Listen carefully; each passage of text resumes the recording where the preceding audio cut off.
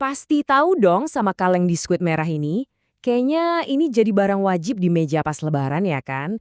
Tapi pernah kepikiran nggak sih kalau di balik kaleng yang kelihatannya simpel ini ternyata ada cerita yang wow, luar biasa kompleks dan jujur cukup mengejutkan? Oke, yuk kita bedah bareng-bareng. Puluhan tahun loh kaleng ini jadi ikon perayaan di Indonesia. Tapi cerita aslinya tuh gimana sih? Ternyata ini bukan cuma soal biskuit, jauh lebih dalam dari itu.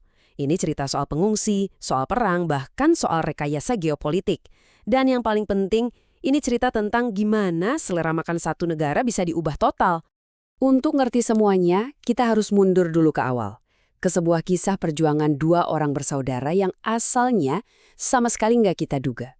Coba deh, lihat perjalanan mereka yang luar biasa ini. Ini ceritanya Chow Chu Kang dan Chow Chu Han. Mereka ini bukan pengusaha yang lahir dari keluarga kaya, bukan. Mereka itu pengungsi. Pertama, kabur dari Tiongkok. Terus kabur lagi dari invasi Jepang di Singapura. Bayangin deh, di tengah-tengah Perang Dunia Kedua yang kacau balau, mereka harus bertahan hidup. Caranya, bikin biskuit dan sabun seadanya. Nah, dari kegigihan yang kayak gini, akhirnya lahirlah Hongguan di tahun 1947. Nah, di sini nih letak kejeniusan mereka. Mereka tuh bukan cuma sekedar bertahan hidup, tapi terus beradaptasi. Lihat aja alurnya.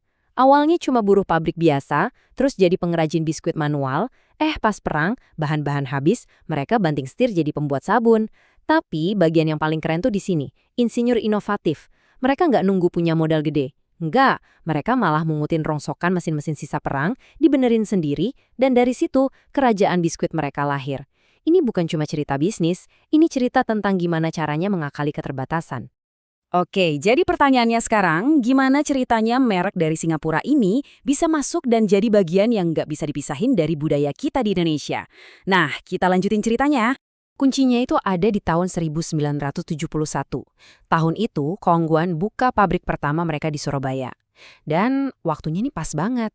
Kenapa? Karena saat itu kan era Orde Baru di bawah Presiden Soeharto, di mana pemerintah lagi buka-bukanya keran investasi asing, terutama yaitu buat industri makanan.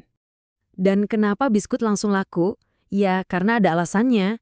Coba bayangin, di satu sisi, kita punya kue-kue tradisional yang enak banget, tapi masalahnya cepat basi. Nah, di sisi lain, muncul biskuit yang awetnya minta ampun. Ini kan jadi solusi praktis banget. Dan sejalan pula sama program ketahanan pangan pemerintah Orde Baru waktu itu.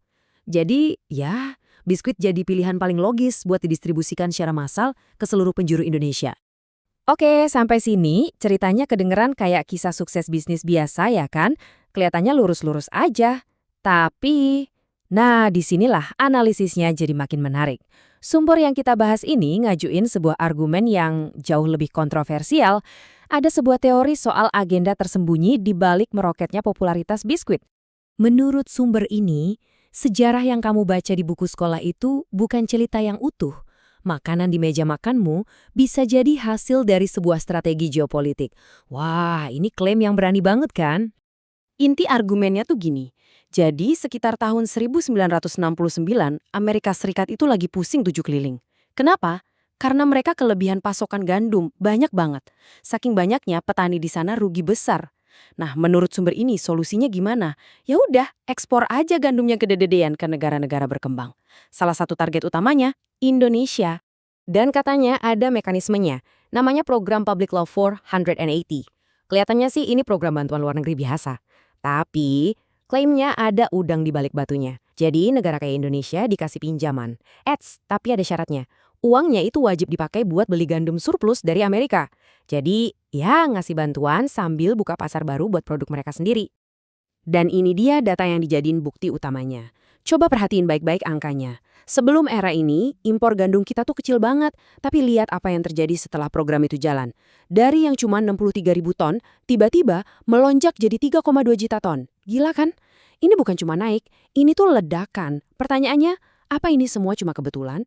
Nah, perubahan ekonomi sebesar ini jelas banget bawa dampak budaya yang masif juga. Yuk kita lihat gimana ini mengubah total apa yang kita makan, terutama pas momen-momen kayak Lebaran.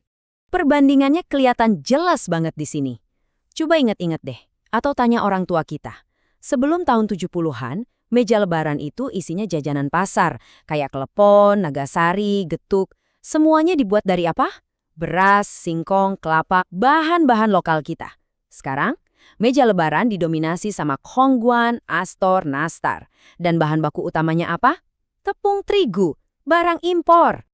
Dan dominasinya hari ini gila banget. Coba bayangin, pas lebaran, hampir setengah dari semua biskuit yang ada di meja itu ya khongguan. Angka 46% ini bukan cuma soal pangsa pasar loh. Ini bukti nyata gimana sebuah merek dari luar negeri udah jadi bagian dari DNA perayaan kita. Oh, dan ada satu kejutan lagi, soal gambar ikonik di kalengnya. Tahu kan gambar ibu sama dua anaknya itu? Ternyata itu bukan gambar asli dari Indonesia. Menurut sumber ini, gambar itu aslinya dari buku cerita anak-anak di Inggris, terbitan tahun 1959. Jadi sekali lagi, ini memperkuat tema gimana kita mengadopsi budaya dari luar. Dan warisan dari semua ini masih kita rasakan sampai sekarang. Efeknya apa? Lihat angka ini, 60 triliun rupiah. Itu nilai impor gandum Indonesia cuma dalam setahun. Angka yang nunjukin betapa bergantungnya kita sekarang sama komoditas yang puluhan tahun lalu ya bisa dibilang diperkenalkan ke kita. Jadi, setelah ngikutin semua perjalanan kaleng biskuit ini, dari cerita perjuangan pengungsi sampai jadi bagian dari dugaan strategi geopolitik, kita jadi kepikiran satu pertanyaan besar kan? Masa depan makanan kita itu sebenarnya ada di mana? Apa kita akan kembali ke produk-produk lokal yang akarnya dari tradisi kita? Atau kita akan terus maju dengan produk-produk global yang terus membentuk selera baru? Nah, pemikiran itulah yang mau disampaikan dari analisis ini.